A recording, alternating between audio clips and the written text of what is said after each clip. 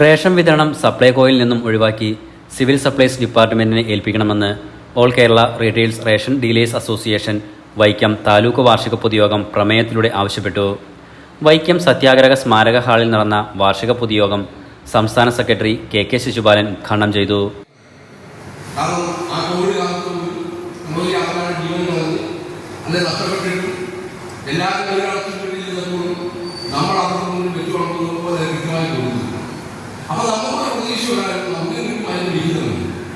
പക്ഷേ എന്തൊക്കെ പറഞ്ഞാലും ആ കാലമൊക്കെ പോയി അടുത്ത ഗവൺമെന്റ് വന്നു.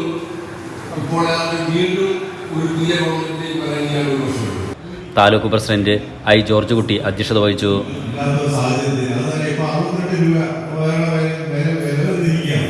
ഇപ്പോഴത്തെ സാഹചര്യത്തിൽ നമുക്ക് ഈ മണ്ണെണ്ണ എടുത്ത് വിൽക്കാനുള്ള സാമ്പത്തിക സ്ഥിതി നമ്മുടെ ഒരു രാഷ്ട്രീയക്കാരൻ പ്രത്യേകിച്ച് വൈക്കം താലൂക്കില് നമുക്ക് വൈക്കം താലൂക്കിനെ സംബന്ധിച്ച് എല്ലാ ഘട്ടത്തിലും സാമ്പത്തിക ബുദ്ധിമുട്ടുണ്ട്.